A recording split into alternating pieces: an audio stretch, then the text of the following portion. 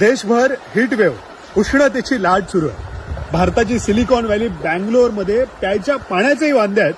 पण आम्ही विकासापासून दूर असलेली गावातली माणसं या वाहत्या नदीच्या गारगार पाण्यात पोहायला आलो. लाखो रुपये खर्च करूनही हा आनंद विकत घेता येणार नाही. आमचा इकॉनॉमिक्स ऑफ हॅपीनेस. एसी आम्हाला परवडत नसला तरी नैसर्गिक थंडावा देणाऱ्या मातीच्या घरात आम्ही राहत. भर दुपारी माडांच्या सावलीत बसून समुद्राकडून येणारे गार गार खारे वारे अंगावर घेताना काजूच्या ताज्या हुराकाचे 2 घोट पोटात गेले की वाऱ्याबरोबर मन कसं अलगद उडायला लागतं. कोकम, आंबे, फणस, रसाळ रानफळांचा आस्वाद घेत पंच ज्ञानेंद्रियांना सुखावत तृप्तीचे ढेकर देत उन्हाळा सहन नाही एन्जॉय करता. हे आहे आमच्या गावातलं इकॉनॉमिक्स ऑफ हॅपीनेस.